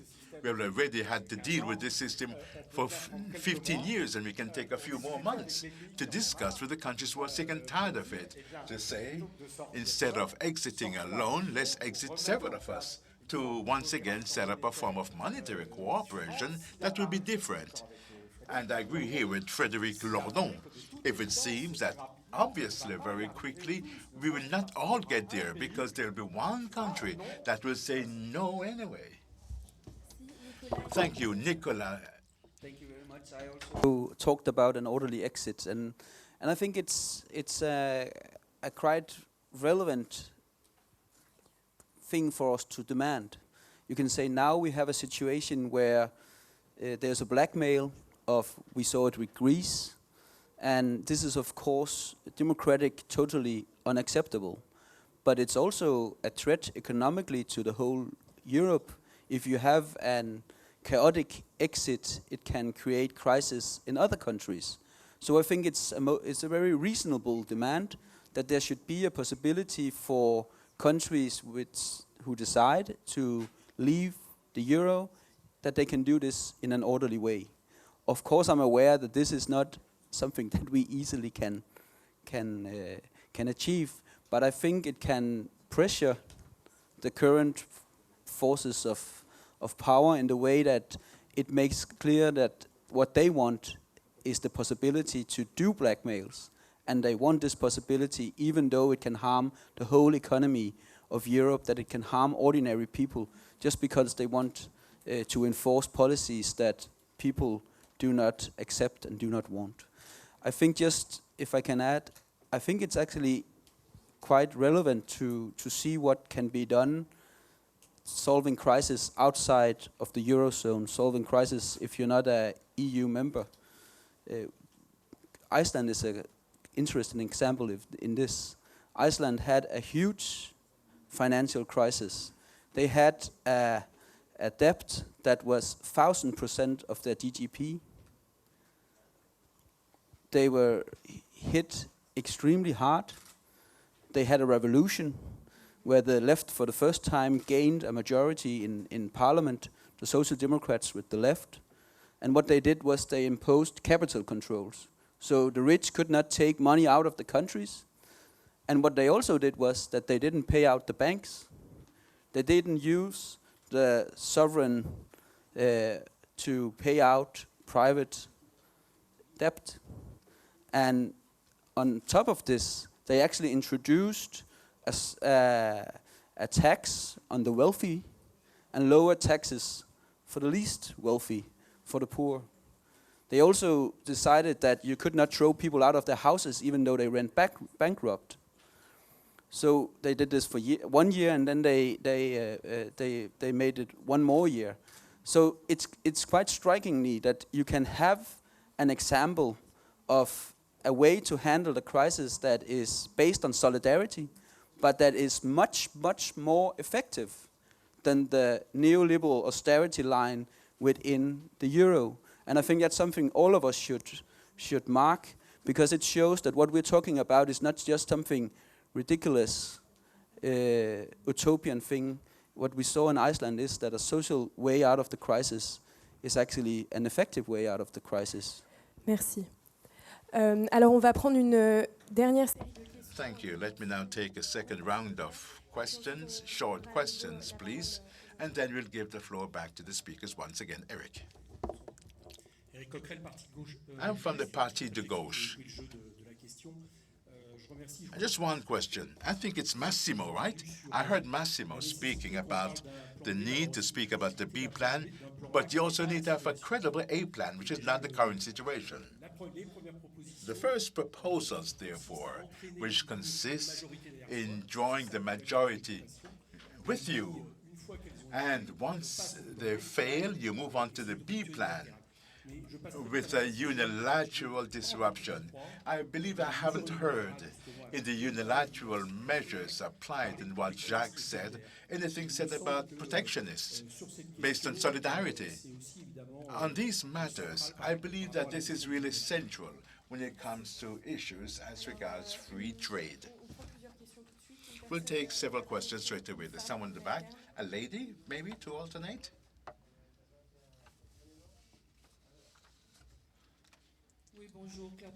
I'm Claire Boutillon, Alliance Alternative Sud. My question may be coming from Mars, because I read in Jean-Luc Mélenchon's book a paragraph on the possibility of a global currency. China proposed that, isn't that, Jean-Luc? The possibility of having a global common currency to do away with regional or local ills of the economy. This idea, for you economists, is this something that you were tempted of working on? And what type of shift between the European currency to try to create a harmonious global cohesion? Thank you. We'll take two questions in the front, and then Jean-Luc Mélenchon, and we'll give the floor back to our speakers to conclude. Sir, please. I'm sorry, but I speak in English. Bring our greetings of Italian leftist coordination against Euro. That is a part of a European coordination. We are very happy that at least important sections of European left decide to fight against Euro, exactly against Euro prison, I mean. So we hope, very short, sorry. Yeah, but who are you? Ah, my name, you mean? Io sono Moreno Pasquinelli. I am Moreno Pasquinelli, European Left Coordination in Italy. I mean, Okay, not so important who I am, who we are, politically, I mean. So I am very happy that we all together decide to make, as a leftist forces, this step against Euro. Because, you know, the danger is, and you see in France, and not only in France, that we cannot leave the fight for national sovereignty to the fascist or neo-fascist or xenophobe forces. The fight for national independence and national sovereignty today is one of the main points for fight for a democratic and socialist program. Thank you. Thank you. Alors, une petite question derrière. One question behind, just behind you. Hello. I teach in Geneva, and I'm a militant in several areas. Thank you for your presentations on exports, imports, deflation, inflation. But what's your position about the monetary creation? I'm stressing this because I'm beside Gérard Fouché, but I haven't heard what's your position about the monetary creation by credit and banks and interest, which is not created by that credit, and that is demanded as a rent for that monetary creation, leading to debt situations that, as we know it, serving countries in the south and forcing us somehow to always export to have debt-free currencies. What's your position on that? Jean-Luc Mélenchon? I'll pretend to play this Q&A game. First of all, it's very interesting to hear technical, precise analyses showing the credibility of possible B plans. I have such a strong desire to express my views on that, but I'll set that aside. I'd like to raise an ambiguity with some people here and who are eyewitnesses of a debate that's taking place throughout Europe. And I believe that this permanent conference on the B plan will now become the forum. I'd like to reintroduce the hidden parameters. You gave technical responses. I'd like to introduce these concealed parameters. The first is the level of popular action. No plan can be possible if it is not carried by a high level of action by the people. What's the right altitude? For that, large masses must understand the challenges, and they understand that with respect to their own interests and the contradiction between their interests and the policies conducted. This is why I'm saying that there's no point in coming up on the stage and saying quite simply that we'll exit the euro, because that would be tantamount to making the question of the euro a fetishist matter without understanding diabolic mechanisms behind the alienation of peoples. It's interesting to show goodwill facing bad will and hostility of those we're targeting. And then people will have to ask themselves, where's this bad will coming from?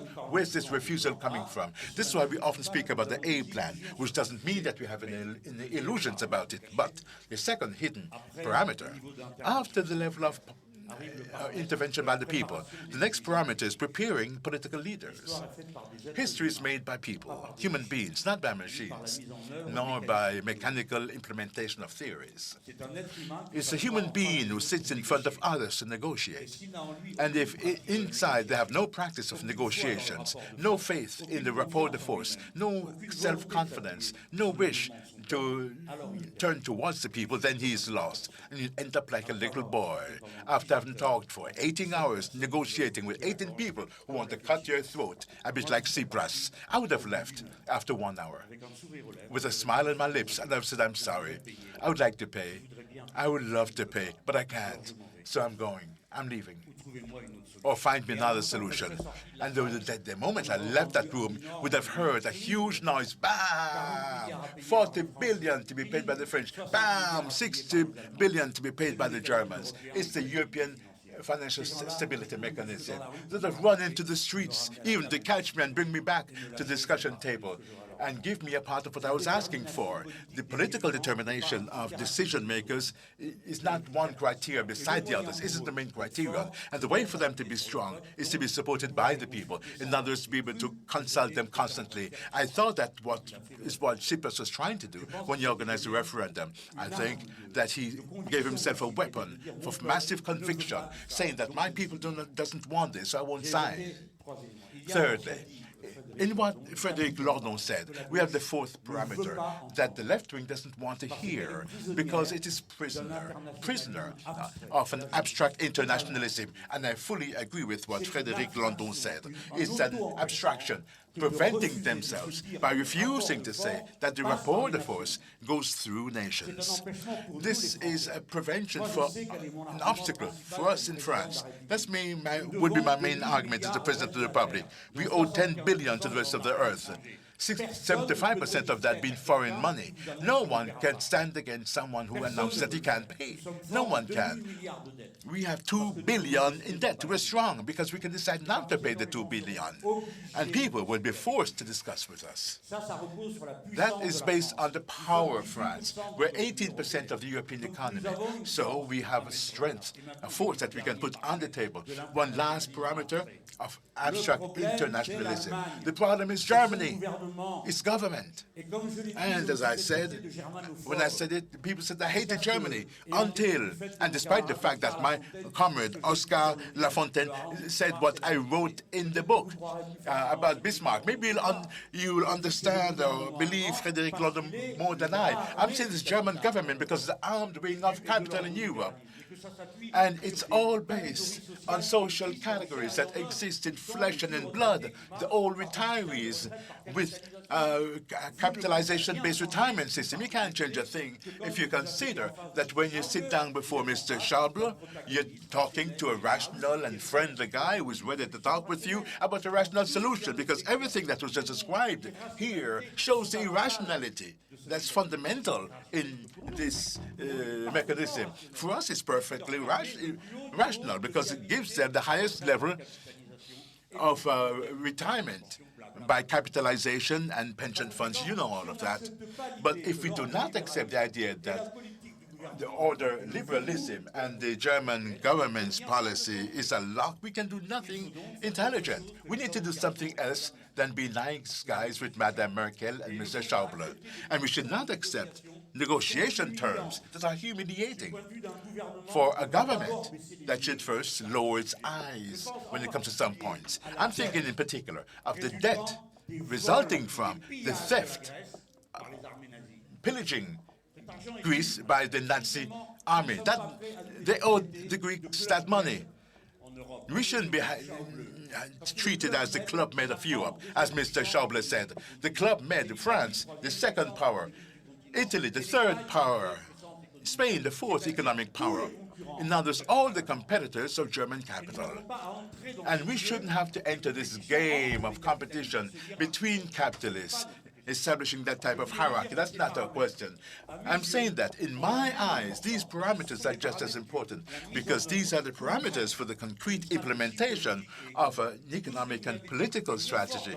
Everything you said reassures me in saying that we can do things differently because the dominating ideology that we can do things differently, that's the only thing that is possible. And that's what we're doing here. And this reassures me in the idea that it is all political. And in the final analysis, it all depends on the strength of the people's movement that will support that resistance. The B plan must be a plan that starts with the mobilization of the people, ending with instructions to the people to be mobilized, because otherwise, sitting down at the negotiation table, you lose if you do not have them to back you for an untreatable will not to give in. Alors, donc, deux réponses. So 2 answers and 2 questions. Massimo and Martin Höpner, and then we will conclude.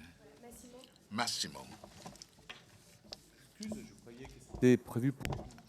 I'm sorry, I thought it would be up to everyone to sort of conclude. So I think I overdid it during my talk. Susan George's question, because I also spoke about an orderly exit.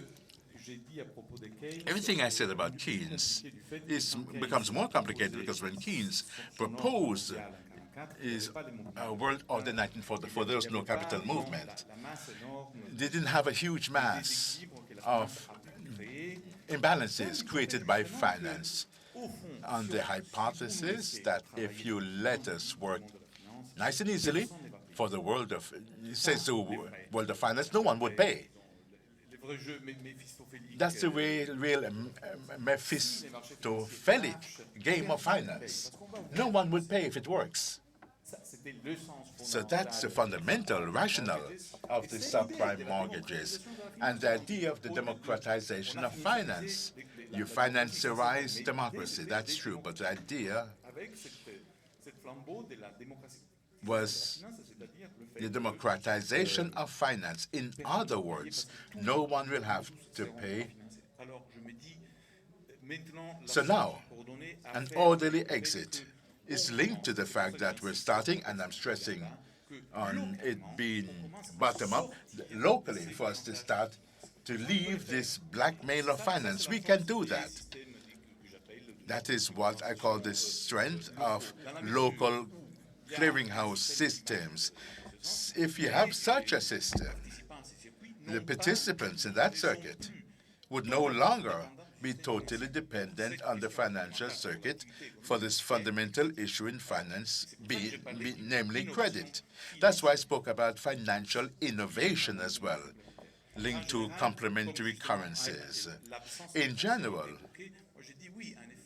I would say that basically The gap between left and right is less important than the difference, the gap between those who believe that currency is the way we see it and those who think that another currency is possible. And this brings me to your question. It's something that's created from scratch, a debt, but that you can also destroy to bring it back to the nothing from which it came. This is the fundamental principle of a clearing house. I'm finishing. The monetary history begins with Solon, a lawmaker. Pericles was spoken of, but Solon was important because in a way, he not only allowed it to evacuate debts, but enabling debtors to pay creditors by changing currency in the name of the equality of all before the law. Principles linked to finance as no longer the finance of the market, but the finance that Keynes was thinking of. Merci. Donc Martin Höpner pour quelques mots. Martin Höpner, a few words of conclusion, and then we'll move on to the next. Dear colleagues, dear Jean-Luc, many critical things have been said about my home country, Germany, today.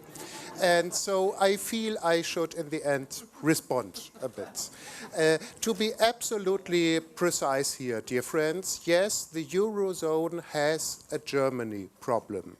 Yeah. What Germany did in the Eurozone is precisely what you should not do once you have a fixed exchange rate. And rather than understanding the damage that Germany has done, Germany reacted by imposing brutal austerity policies on others. Yeah? So to be absolutely clear here, yes, the Eurozone has a Germany problem. But, dear friends, how did we get there? If it had been on Germany, we would still have the EMS, which was a much, much better system. Yeah. Also, the prospect of joining the euro did not create a wave of euphoria as it was the case in Italy. Not in Germany. If it was on us, we would still have the EMS. Okay? May I also please remind you that the Germans have a decent point when they remind the rest of Europe of the promise of a common currency without a bailout clause, with a no bailout clause, without Eurobonds, and without federalism like transfer systems. Yeah. May I also remind you that Germany had its own euro crisis between 1999 and 2005. It was a very, very difficult time for Germany, mass unemployment, huge difficulties to finance the transfers to East Germany. No one had the idea that anyone would help Germany solving its own euro crisis.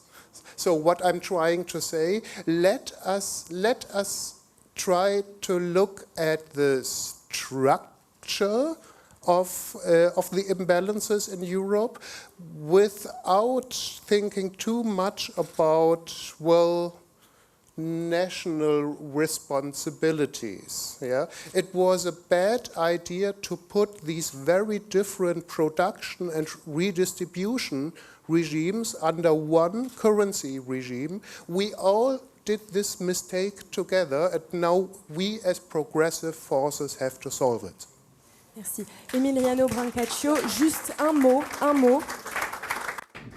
Just a further word. I think that Martin should make just one step towards us, just one, in the sense that the European monetary system is not enough. The European monetary system was destroyed in 1992 by speculative attacks. because of international capital mobility. You should, and I hope La Fontaine should, accept the idea to speak about a new system in which there are capital controls. Okay?